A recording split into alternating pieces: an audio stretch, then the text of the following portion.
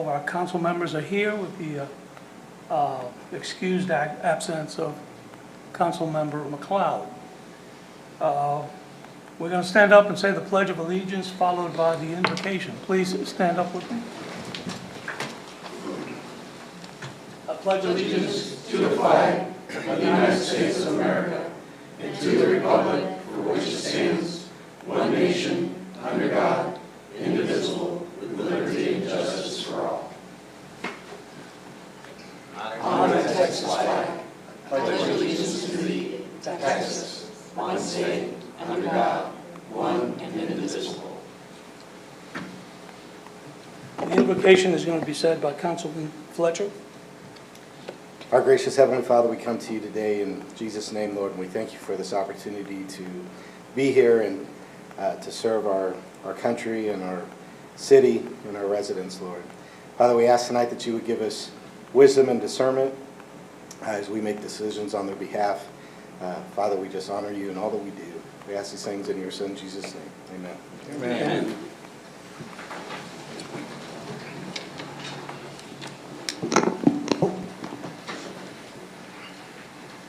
All right, we'll move on to item 5, Citizens Forum. Citizens are invited to speak for 3 minutes on matters relating to city government that relate to the agenda or non-agenda items. Speakers are asked to stand up and approach the podium to address the council and give their name and address before sharing their comments. First off, we have Jenna Houston.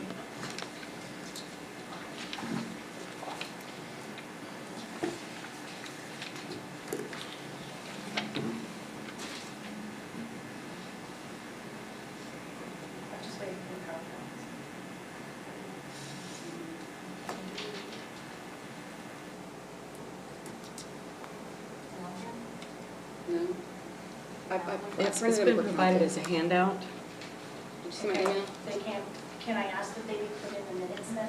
Because I have a lot of others, so can I ask that It'll be in the agenda, it'll be kept with the agenda pack. and So like they we'll can keep be it added historically, it'll be in the Okay. agenda packet, yeah. Okay.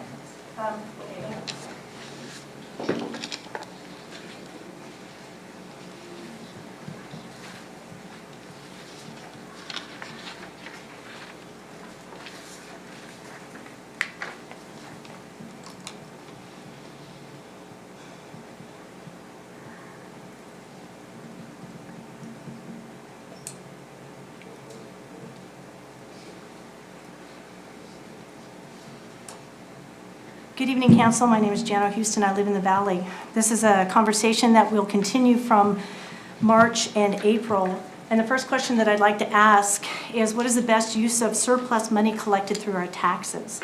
Now, there are some logical considerations that you have in your PowerPoint, and actually it works better if everybody can see this. This is not an exhaustive list that I've given you. However, after we take care of our debt and we pay our bills, there are 3 things that I'd like to discuss very specifically. As the city, we need to know what our true infrastructural requirements are. Then we need to look at our actual operations and maintenance budget. Next, when we're looking at the budget, we want to be consistent.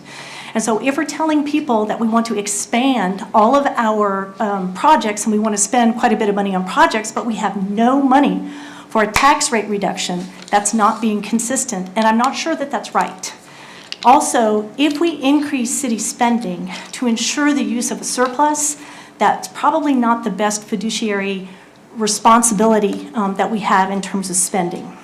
So in April, Ms. Wassner gave us a report, and she projected an approximate $700,000 surplus in revenue for this fiscal year. It's in the report that I have in my PowerPoint in your packet. So if we look at the monthly report from last month, what you're going to find, and I've also included the comptroller data that's hot off the press, what you're going to find is the city actually has right now over $573,000 in surplus with 4 months to go.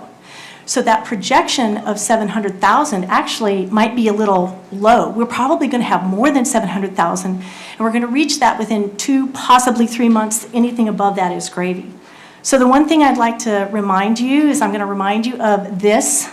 I'm going to remind you of this particular, I'm going to put this up here. There is a column that's going to be added to this slide for 2002. That blue column is going to be higher. And it would be an egregious act to keep the tax rate static or not moving. That horizontal line needs to have a declination to it. And then the last thing I'd like to say is if on our websites and if in person, we're telling people that you should be happy that our tax rate is so low because it's low in Montgomery County, that is not looking at how much we're actually paying. We are paying more when we sign our checks. And here's an analogy. If you tell people be happy that you're paying the 0.1799, that's like saying, and I put it in your packet, you should be happy that you're only paying $4.09 at the gas pump today at Valero because the poor schlubs in California are paying $5.55. Further, on the analogy, if you were in charge of surplus oil,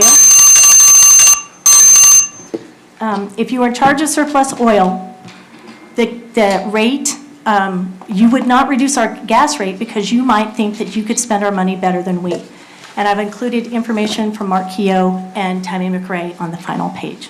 Thank you. Thank you, John.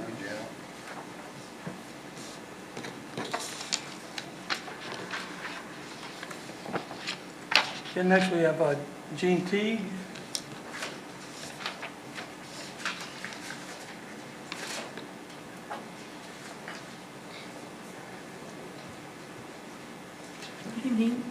Good evening, council, staff. I have a question regarding an accounts payable list. It's dated in the May packet. There was an expenditure to Liberty Litigation Support for $3,424, and I'd like to know what that was for.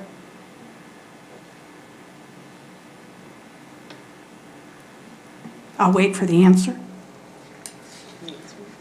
We can't. By law, we cannot respond. You can answer a specific factual statement.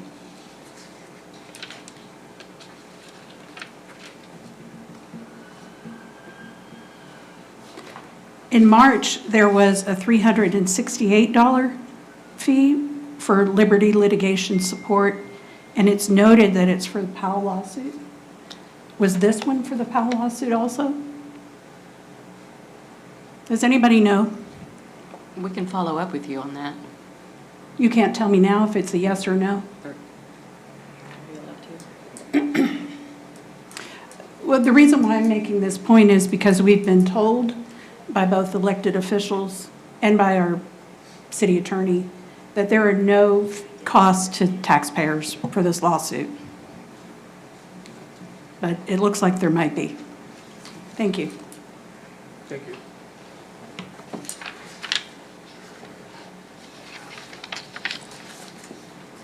Next is Charlie Ballmer.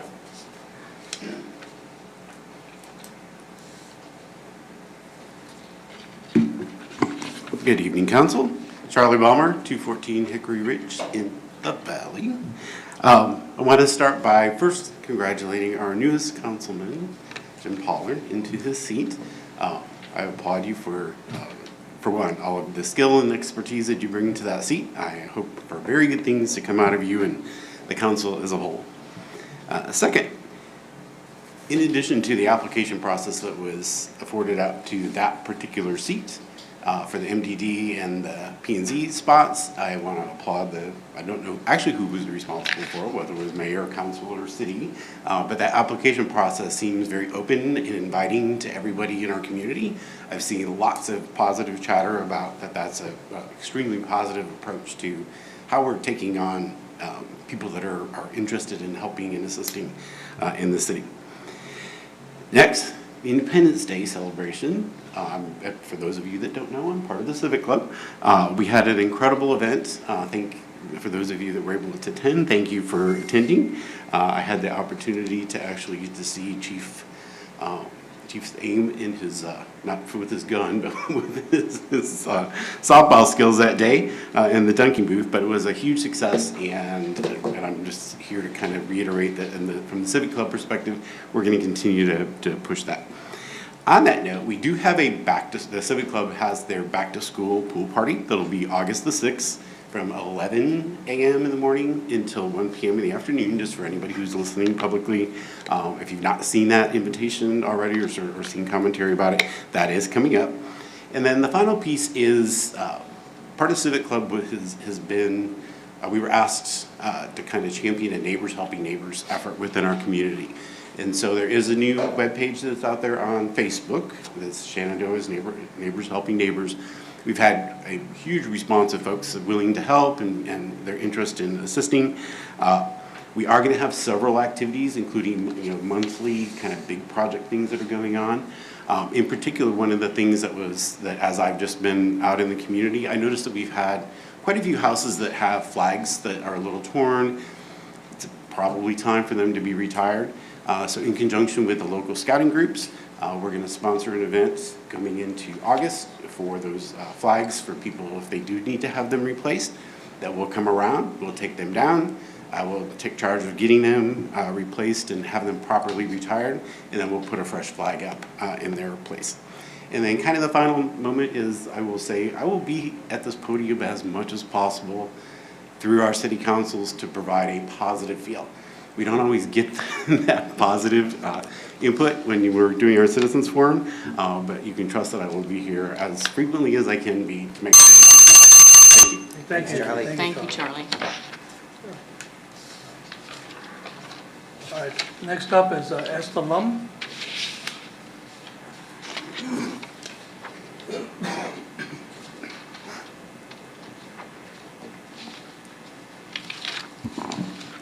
Good evening, council and staff. Tonight, I'm going to talk about the Powell lawsuit and TOMA requirements.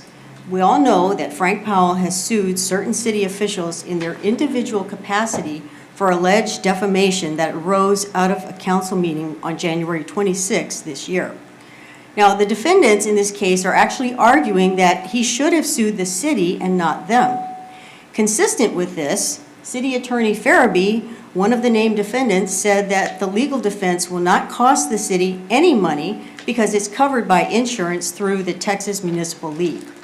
So just 2 weeks ago, the district court ruled that it was proper for the case to proceed against the individuals and not the city. So my question is, if the case only involves people sued as individuals and not within the scope of their employment, will TML continue to fund the defense of this case? So I would like that question or issue placed on a future agenda. Now, second, I want to follow up with the last council meeting where a potential conflict of interest issue was presented. There were public records showing that the city administrator lives in a home ultimately owned by city vendor John Blyle. As the Sentinel editor, I reached out to Kathy for comment, but was told she would address it tonight, and maybe she will, but it's not listed on the agenda. The only item listed on tonight's agenda from the city administrator is very broad, and it's a term called update. Now, I'm sure that Mr. Farabee knows Texas Attorney General Opinion number 668. According to that opinion, a general statement like this does not provide sufficient notice to the public as required by TOMA.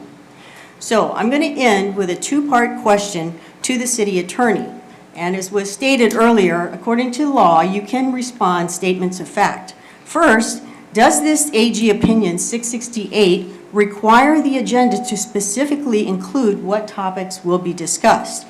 We note, for example, that the Frank Powell lawsuit is listed under the attorney update. So that's the question. If the answer is yes, then this follow-up is, why isn't the practice followed for the city administrator? If the answer is no, then I'd like to know the reasons why the city is exempt from complying with this opinion.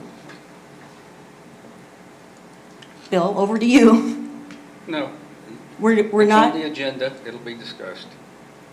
That's not the question. The question is, this opinion 668 clearly says, it's from 2008, and it arose out of a case where a city was non-compliant for years. And so I'm asking, does it apply to us? If it doesn't, I'd like to know why. So is the answer that I'm not going to get an answer? I just want it on the record. Thank you for your time. Thank you. We No can't- answer? Can't deliberate. Okay. Thank you. All right.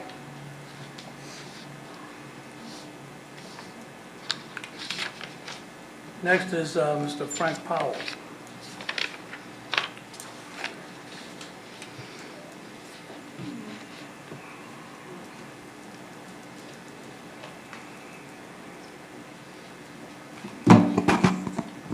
Good evening, council. I have about 3 things tonight to speak about. First off, Can you state your name and address? My name is Frank Powell, and I will not give my address because that's doxing, and your policy needs to be fixed immediately. When you ask someone to dox to speak here, you probably violate more rules than you can imagine. That should be fixed. Secondly, what I'm here to talk about is follow-up. Well, I'm Frank Powell, so I'm the one you've been talking about. Mr. Farabee, I find it very disingenuous that you don't want to answer questions because you want to follow what you think is TOMA, but any other time for the last year of YouTube videos I've seen, all you can do is violate TOMA, and I find that quite interesting. But tonight you want to keep silent. Well, you don't really have an update on the Frank Powell lawsuit because the city's not in the lawsuit. It's the individuals and you individually. So you as an individual defendant and the city attorney are wanting to update on the city's status in the lawsuit that courts determined that the city's not even in. And if you continue with that path, you might be a defendant in another lawsuit. And my process server was going to serve you tonight. Unfortunately, I forgot the paperwork, so we'll see you in 2 weeks. The next thing I have is in February 13th, 2019, on the agenda here was Mr. Farabee's law firm doing the signed ordinance and the IDC, the comprehensive review and update. And he submitted a proposal where he agreed to do his fees at a reduced rate from $410 an hour to, I believe it was $375. And that was February 13th. I think it was approved on February 22nd maybe, or signed off on. However, he proceeded to bill at $410 an hour after agreeing he would do it at a lesser amount. Ms. Ryer signed off on it, presumably paid checks. As you all know, if you've watched the news, and I know you do, there's 2 judges, including D'Amico and Bernice up in Montgomery County, that might be getting prosecuted for factually similar things. Have a contract, you exceed it, and somebody signs off on it. So this is the second time I've been here talking about Ms. Ryer's conflicts and issues. I would expect you to look into this and investigate it. You can't have the city attorney investigate it because this city allegedly is too small to investigate itself. Although that's not consistent with having an internal affairs department. You need to ask yourself, why do you have a police internal affairs department if, as your city attorney says, you're too small to investigate yourself? I suggest if you take that position, you're too small to investigate yourself, why don't you terminate Jacob Reavers and get rid of the internal affairs department and save this city a lot of money? That's all I have. And if you speak out of turn again on something not involving the city, I will not only pursue the legal action, but I'll get an injunction as well. Thank you, gentlemen. All right. Moving on to Excuse me, I forgot my phone. item number 6. Discussion and possible action to nominate a member of the MCE-CD Board of Managers. Council, as you see in your agenda pack, this is the 911 Board. Richard Schramm's seat, it expires in September. He has left the city of Montgomery, so they are looking for nominations for a small city representative. I am being supported so far by the cities of Magnolia, Conroe, and Wood Branch Village. I don't know about the others. Do we have a motion? Make a motion, we nominate Kathy Ryan. Second. Okay, we have a motion on the table to Jim nominate beat Kathy me. Ryer. And seconded by Councilman Brat, and seconded by Jim Pollard. Any discussion? Good choice. Anybody else? I agree, it's a good choice. Thank you. All in favor, say aye. Aye. All against, say no. The ayes have it. Nomination passes. Item number 7, discussion and possible action to adopt the following ordinance. excuse me. Ordinance of the City of Shenandoah, Texas, authorizing the suspension of the effective date for an additional 90 days beyond the August 5, 2022 effective date proposed by Entergy Incorporated in connection with its rate increase application entitled Application of Entergy Texas Incorporated for authority to change rates, filed on July 1, 2022. Council, this is a standard ordinance proposing that we suspend the rate increase by Entergy. The Lawton Law Firm represents small cities, and they would like an additional 90 days to review this proposed increase. So this ordinance will demonstrate our city's position on that. Okay. Motion to adopt the ordinance as written. Second. We have a motion to adopt the ordinance as written by Councilman Pratt and seconded by Councilman Raymaker. Any discussion? All in favor, say aye. Aye. All opposed, say no. Motion passes. Item number 8, discussion regarding a design change for additional parking at the top of the park. This is a discussion item only. Mayor, Council, this is just an update on where the design is for the parking lot spaces on Tyler Park. Basically, we're just going to be shifting our parking spaces west of the gas line easement that we have shown there in the screens. And we're just open to questions if you all have any.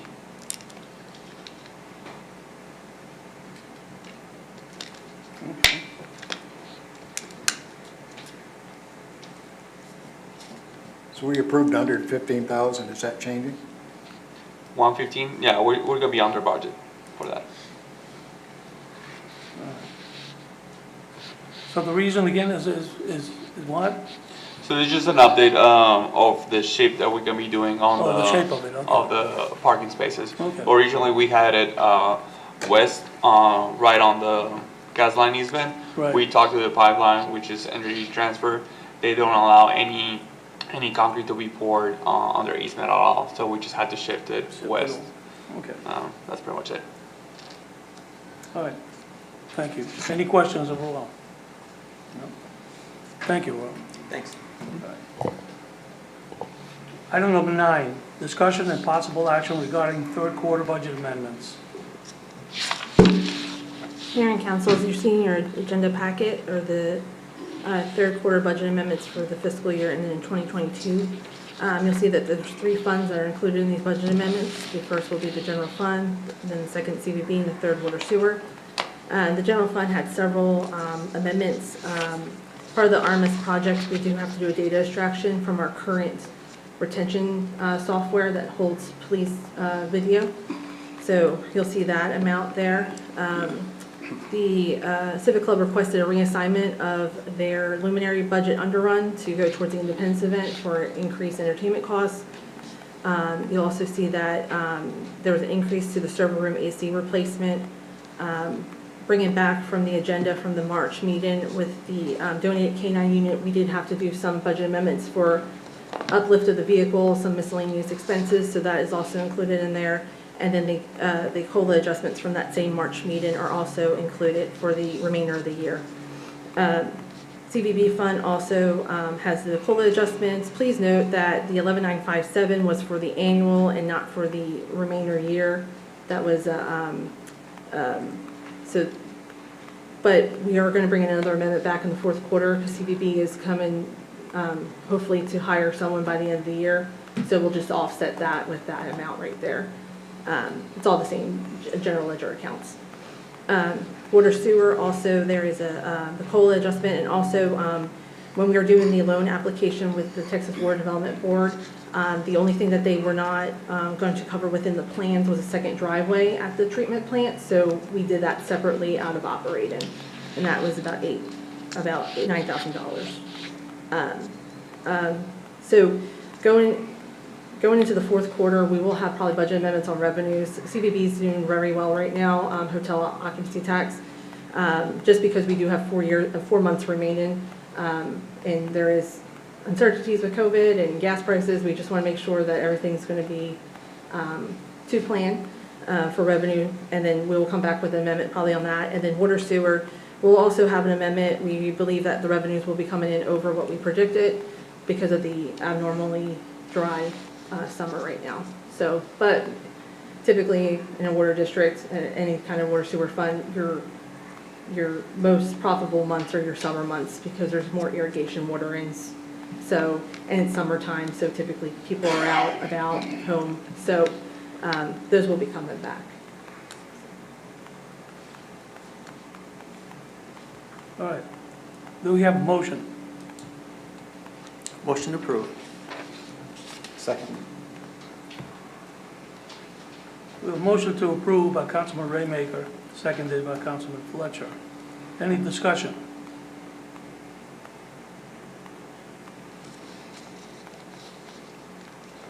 No discussion? All right. All in favor say aye. Aye. All opposed say no. Motion passes. Item number 10, discussion and possible action regarding the TMLIRP re-rate. Mayor and Council, this is just a yearly item that we need to approve going into the new fiscal year. We just need to approve the limits and deductibles as listed with our TMLIRP insurance, which is the city's insurance company. As you'll see in your packet, there's the coverages, the current limits, and then the current deductibles will remain the same as we have for the past 7 years. There's no need to change anything. If there's any questions, please let me know. No, I've grilled you in the past, so there's nothing. All right. Do we have a motion? Motion to approve. Second. We have a motion to approve the re-rate, and seconded by Councilman, motion to approve by Councilman Raymaker, seconded by Councilman Fletcher. Any discussion? All in favor say aye. Aye. All opposed say no. Motion passes. Item 11, discussion and possible action regarding the creation of water sewer impact fee fund. Motion to approve. We have a motion to approve the creation of a water sewer impact fee fund by Councilman Raymaker. We have a second? Second. Seconded by Councilman Brad. Lisa, this is just a pass-through fund, if you can explain to everybody what that is. Yeah, actually, Raul can explain the fee to you. Oh, awesome. Yeah, no problem. As a summary, pretty much impact fees are a way to collect money from developers that are increasing demand on our water and sewer systems. And not just new developers, but also redevelopment. Staff.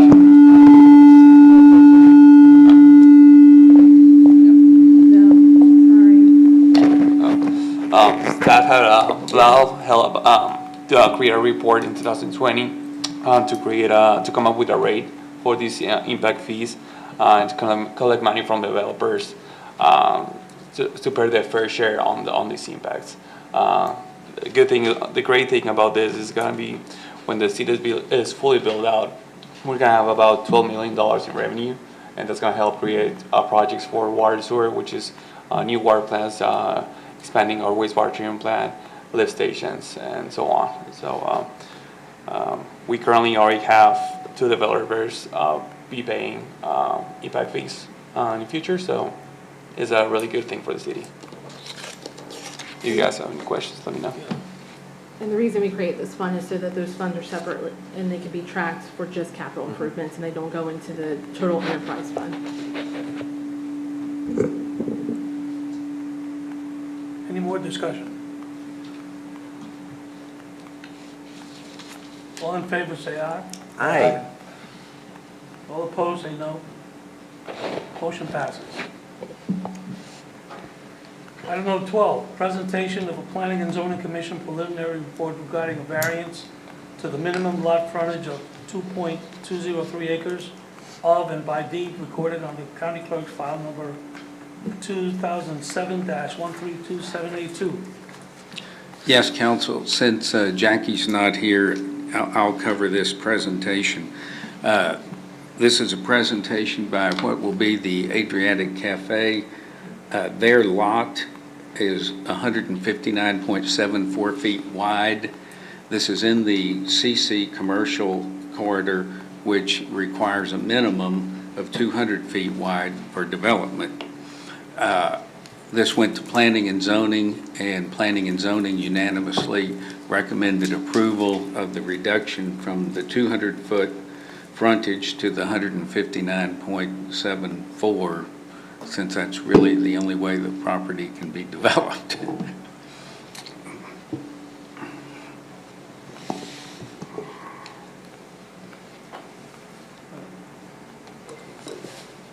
Item number 13, the public hearing regarding a variance, the above stated variance. The public hearing opened at 7:31 p.m. Does anybody want to speak about this item? Would you guys like to come up and say something? You're welcome to speak if you'd like. You don't have to. I have a question. Did you have any options other than to do this? I'm sorry? Did you have any options other than to change your configuration? Do we have any other options? Yeah. Not that I'm aware. And wasn't this grandfathered in? Yes. Yes. Does it? That's from my understanding. I believe when you bought the property, that the city annexed it later, and there's really no other options that you had. That is correct. That is absolutely correct. Anyone else like to speak on this item? It's to the north of Sam Moon, the old Sam Moon. It's where the Good Earth?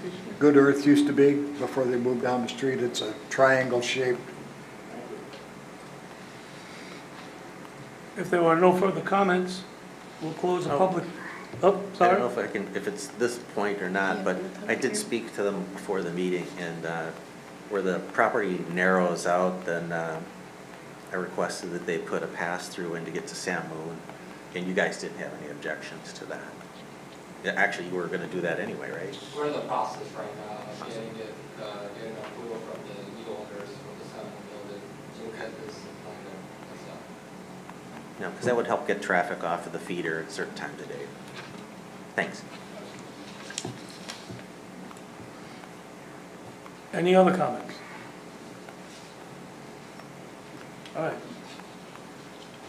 The public hearing is now closed at 7:33 p.m. All right, item 14, discussion and possible action to adopt the following ordinance.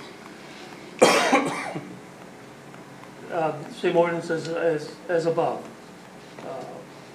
Make a motion, we adopt. A second. We have a motion to Granting adopt. the variance.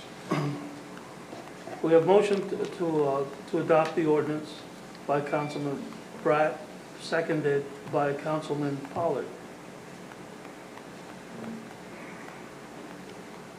Any further discussion?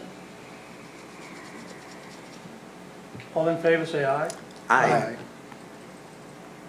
All opposed say no. Motion passes. Thank you, John.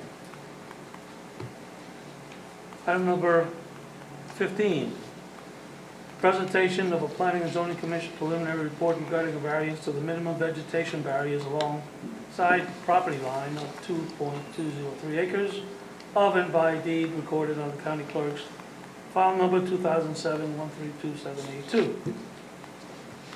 Yes, Council. This is a request by the same people for a variance from 15 feet to 10 feet in certain areas along the northern border. The northern border of this property is the city limits, and there's two places where the building juts out just a little to reduce the vegetation barrier. Yeah, do you have it?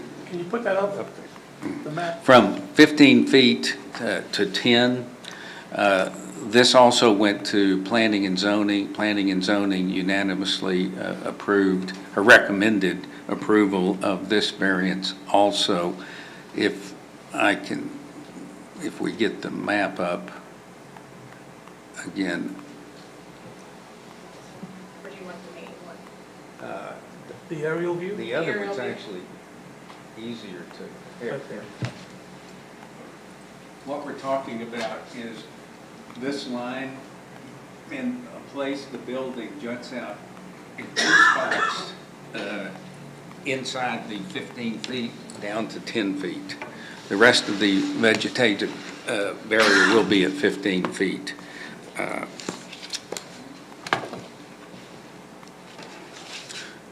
And planning and zoning recommended approval of that variance. All right. Thank you. Item number 16, the public hearing regarding the variance, the proposed variance. We'll open up a public hearing at 7:36.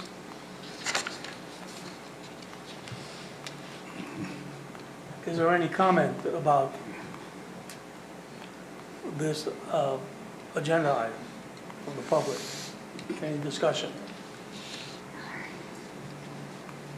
If not, we'll close it at 7:37. All right, discussion and possible action to adopt the following ordinance. The same ordinance as stated above. I move that we accept it. We have a Second. motion to accept by Councilman Pollard, seconded by Councilman Fletcher. Any discussion on this item? No?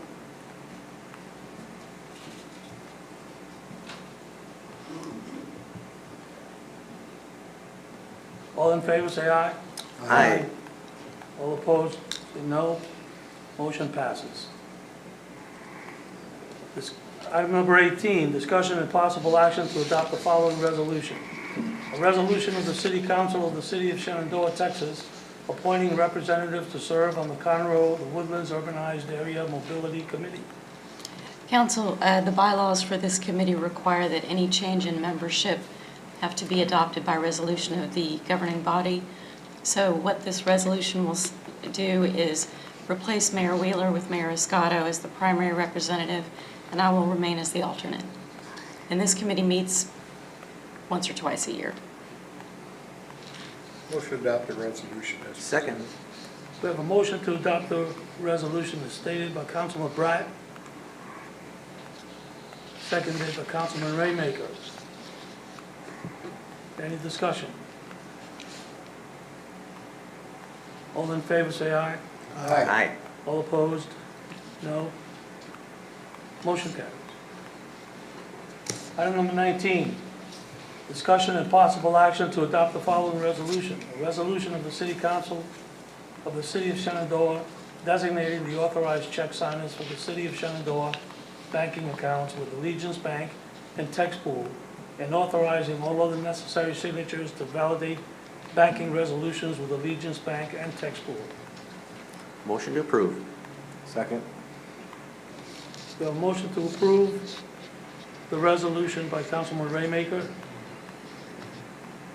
seconded by Councilman Fletcher. Any discussion? No, all in favor, say aye. Aye. All opposed? Motion carries. Item number 20, discussion and possible action to adopt the following resolution.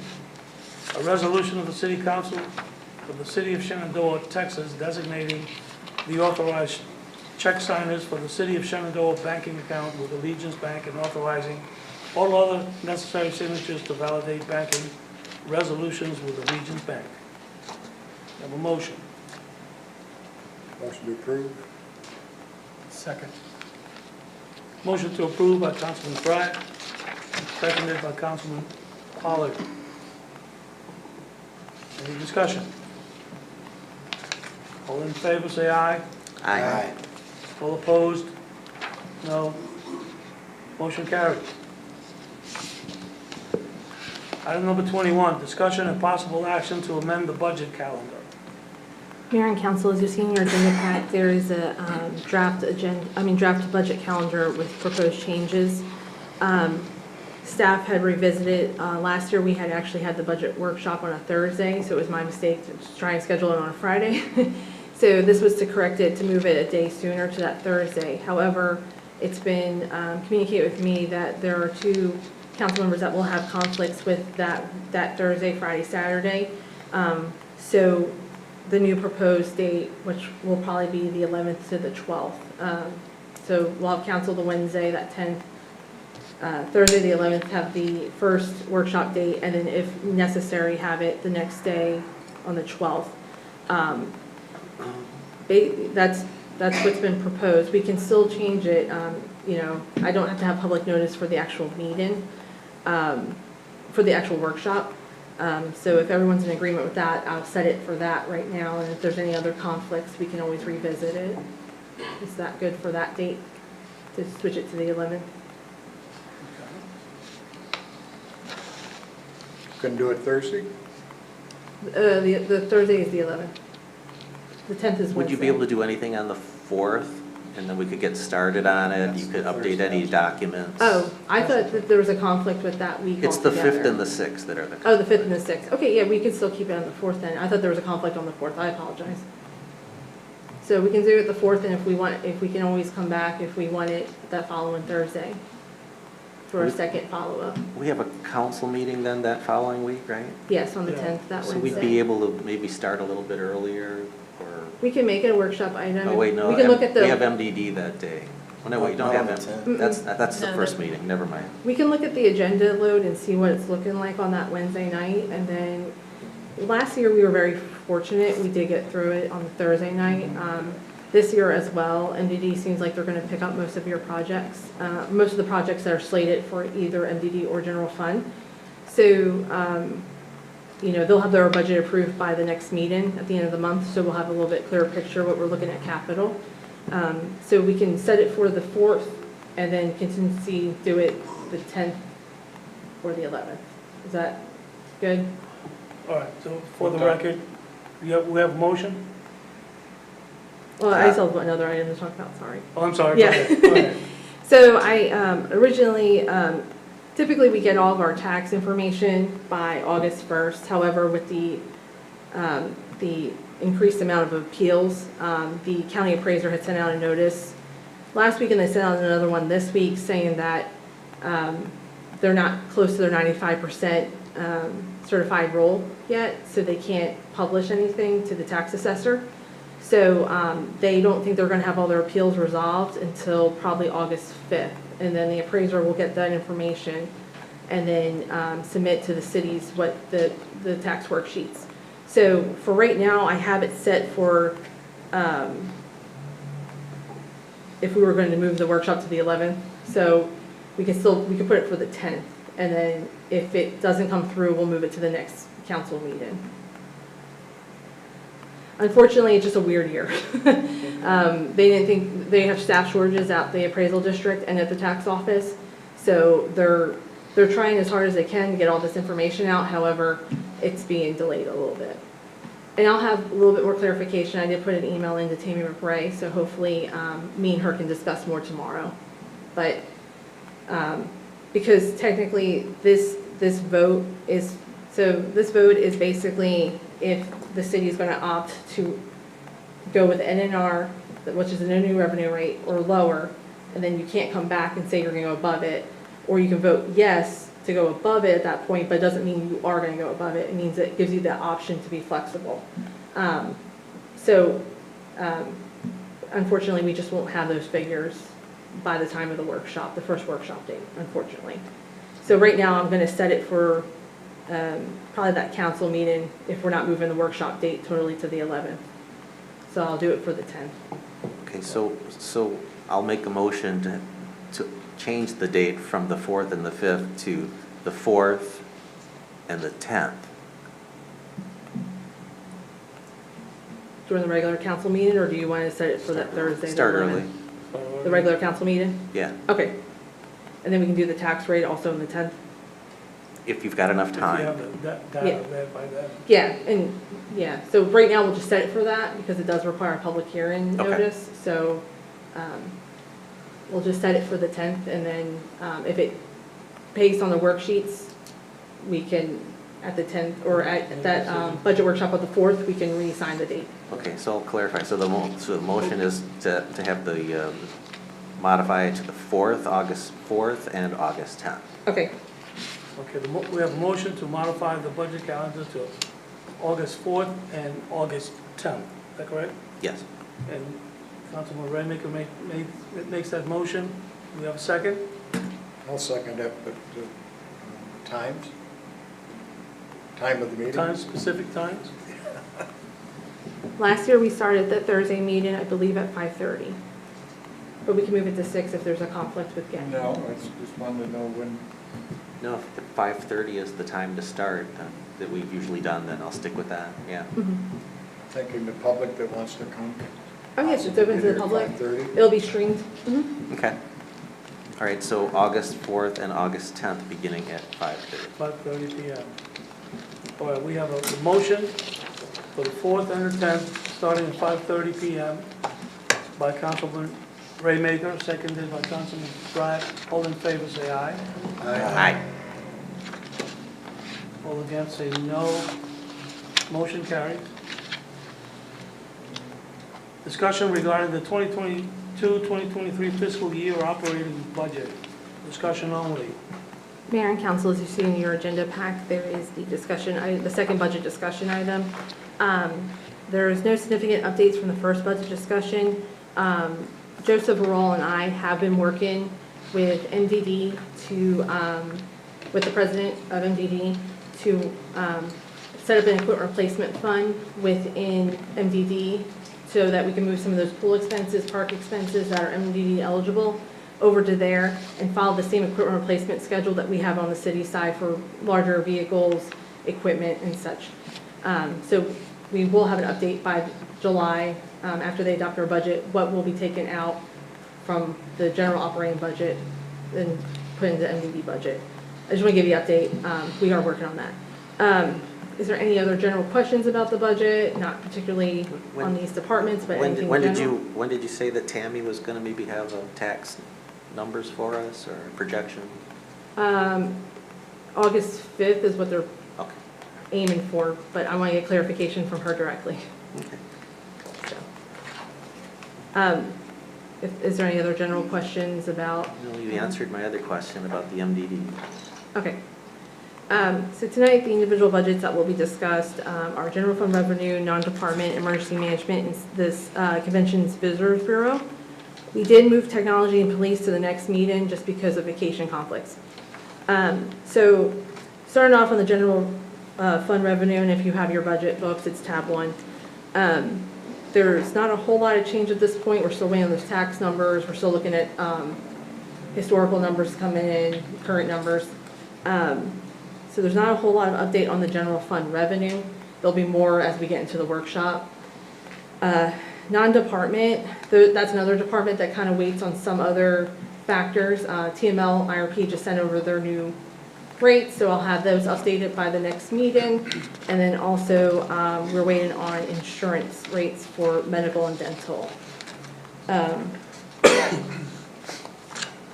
As you will see in the non-department, you'll see I took out the expense line item, that's the transfer to debt service. So in the past, what was a common practice and was continued on when I took over is that the city had elected to do a 45-55% split on the tax rate and have 55% goes towards maintenance and operation and 45% goes towards the interest and sinking fund, which is your debt service fund.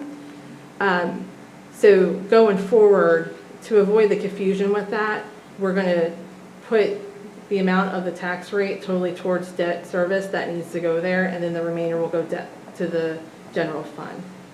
As we get into budget workshop, I'll show you kind of what the difference is. You'll see that if you look at the non-department year over year, you'll see that there was a decrease, and it's just a reporting difference. So that's pretty much non-department. Emergency management, there was no change. On the non-department, the loan assistance program, I think we could probably cut that a third or a half. Okay. Because we're not having a lot of high usage yet. We can just wait until the demand goes up for that to increase it. I will get with the city administrator and we'll review that. Okay. So run that by me again. What's funding the interest and sinking fund? So, you know, you're set, so we'll take, for instance, the 1799 tax rate this year, correct? Right. So we have, you know, we're collecting 1799 over the taxable value. So in the past, and what's been continued, you know, and I wanted to clean this up because it's just, it's confusing. They would do a 45%, 55% on that 1799. I understand. So a portion of it will go towards your maintenance and operation, which is your general fund, and then a portion will go to your interest and sinking, which is your debt service. Right. Fund 300 and Fund 100. So what I'm going to do this year is when I get what tax rate we're going to use, I will figure out what percentage needs to cover debt in full and not have to do that transfer over. So they're just going to do it from property taxes, not put it in the general fund and then Exactly. non-department. All right. I'm not sure why the practice started. I'm assuming it's just because of the stipulations on interest and sinking. If we were to refinance, you don't want that money sitting there if you use it for general fund. I'm assuming that's what it was, but going forward, we're just going to correct that to avoid confusion. So there's no change, it's just a recording difference. So it'll just show up in Fund 200. 300, yeah. 300. Debt service. 200's the CVP. Yeah. Any other questions on non-department? No? Okay.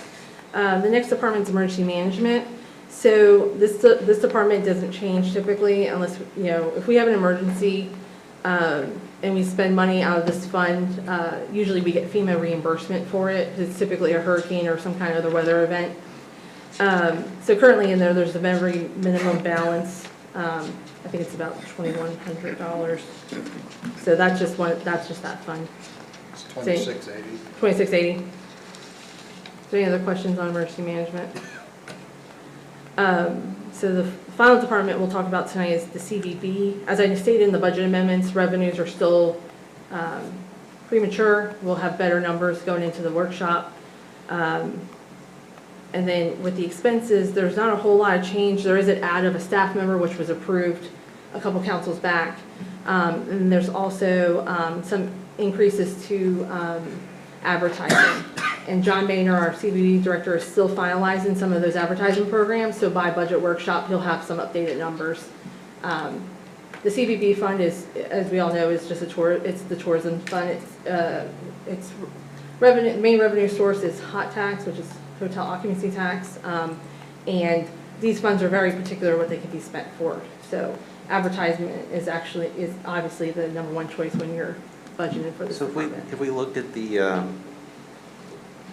market rate for commercial rental, then to charge CVB. We did the rate Could 2 we years ago. Could we I take can a look look at it at again. that and updating that? Okay.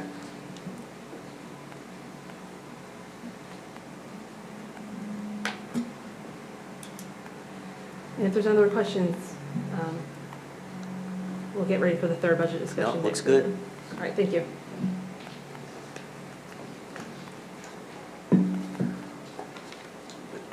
Yep, I'm good. Thank you, Lisa. No problem. We're moving to item 23, discussion and possible action to adopt the minutes for the May 11th, 2022 regular meeting and May 18th special meeting. Motion to be approved is read. Second. So a motion to approve the minutes for May 11th and May special meeting and May 18th by Councilman Bratt. Seconded by Councilman Raymaker. Any discussion? All in favor, say aye. Aye. All opposed? You say no. Motion passes. Moving on to item 24, city attorney updates. Yes, I've got an update. Actually, I have three things to report. All deal with Frank Powell. The first item addresses Mr. Powell's incorrect assertion at the last City Council meeting that the City Council agenda needs to provide more information under the heading of City Administrator Update and City Attorney Update.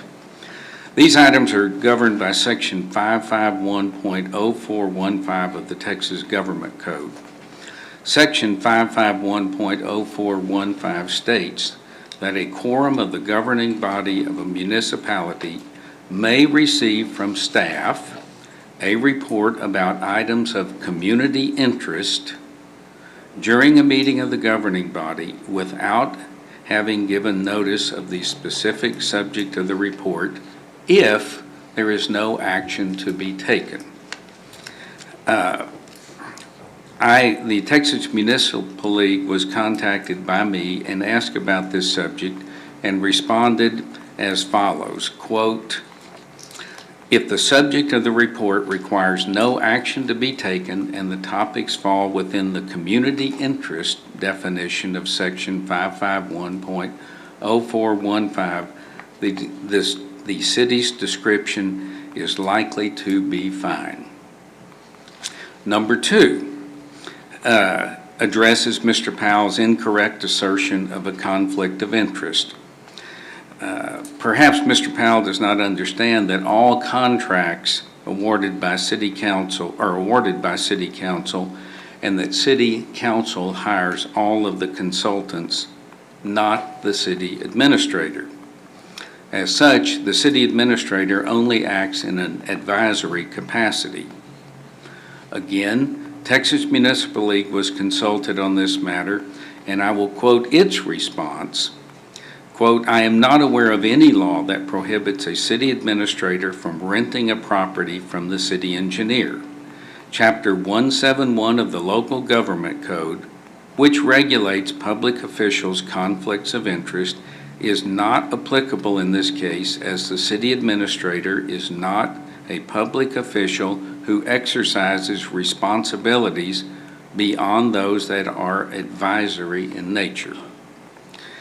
Third, I have additional information regarding Mr. Powell that I had commented on in an earlier City Council meeting, but I wanted to continue on to make sure members of the public are aware of Mr. Powell. I'll be reading just 4 or 5 paragraphs from the findings of fact and conclusions of law of Judge Sandra Peak, the judge of the 257th Judicial District Court of Harris County, Texas. This is her findings in fact and conclusions of law, where she awarded $491,000 in sanctions against Mr. Powell. I'll begin tonight with subpart D of her findings of fact, which the judge entitled "Powell's False Accusations, Bad Faith Motive, and Threats." Paragraph 61 of Judge Peak's findings of fact. Frank Powell has levied false accusations against opposing counsel, opposing parties, and me, Judge Peak, as part of this pattern of threatening behavior promised at the arbitration. Paragraph 62, Frank C. Powell and Evans and Powell filed sham allegations of family violence against Kevin Fletcher. Despite my findings that Frank C. Powell and Evans and Powell's claim of family violence was a sham on the court and no evidence to the contrary, Frank Powell and Evans and Powell continued to make such assertions. Paragraph 65. Frank C. Powell and Evans and Powell's bad faith and groundless personal attacks on counsel are evident when he singles out Richard Grimes and threatens professional misconduct on the part of Mr. Grimes. For example, in an appellate finding, Powell promised to file a grievance against Mr. Grimes, for which will be the day he will rue. Paragraph 66. Frank C. Powell reiterated his threat to file a grievance against Mr. Grimes during testimony and after Frank C. Powell, clearly understood that Malloy had severed her relationships with Frank C. Powell. I find this additional threat is evidence of Frank C. Powell and Evan and Powell's bad faith motive, personal agenda, and personal animosity toward opposing counsel. There is no basis for a grievance against Richard Grimes. Paragraph 68, Frank C. Powell testified that he was considering filing a civil lawsuit against Mr. Grimes and Steve Lindemood. Frank C. Powell offered no reasonable or good faith basis to sue Mr. Grimes or Mr. Lindemood. I find this threat to be another example of Frank C. Powell and Evans and Powell's bad faith and vindictive agenda. There are 2, 4, 6, 8 more paragraphs under subpart D about Powell's false accusations, bad faith motive, and threats. I will not read these at this city council meeting. Thank you. That's all of my report. Thank you, Mr. City Attorney. Next item on the agenda, City Administrator updates. Council, I was going to report on the success of the Independence Day event, but Mr. Balmer beat me to it. So that's all I have tonight and nothing else. Thank you. I might add that we participated in the July 4th parade in the Woodlands, and that was a tremendous turnout. The weather was great. Everybody had fun. It was a very enjoyable parade. Great. All right. Council inquiry. I'll pass tonight. Yes. I'll just comment from what Charlie had to say earlier, and with the Independence celebration, it was a great turnout, and Civic Club did another fabulous job, and so I just want to thank all the volunteers that came out to put it together and work, and it's just another reason why it's great to live in the city of Shenandoah. I'd like to make a comment also about the Civic Club. I had the opportunity to attend last night. Wonderful people. I feel like that's the heartbeat of the community. You see the people in there, and they truly love our community and bend over backwards to do everything for us to make it a better place to live. Very enjoyable. I encourage other people to attend. It's really, really a good group. Good. I personally want to welcome Councilman Pollard to the dais. I know it's we left it towards the end of the meeting, but welcome. It's a pleasure to have you up here. Thank you for wanting to do this job. And as you have witnessed, it's not an easy job. But thank you and welcome. Welcome, Jim. Thank you. I wasn't scared off. I'm really honored tonight. Steve is here, the president of Voter Awareness Council, to report on us, along with Community Impact, who also have a soft spot in my heart for. Thank you, friends, for being here. All right. Thank you. There is no executive session scheduled for tonight. Therefore, we're going to adjourn this meeting of the City Council at 8:04 p.m.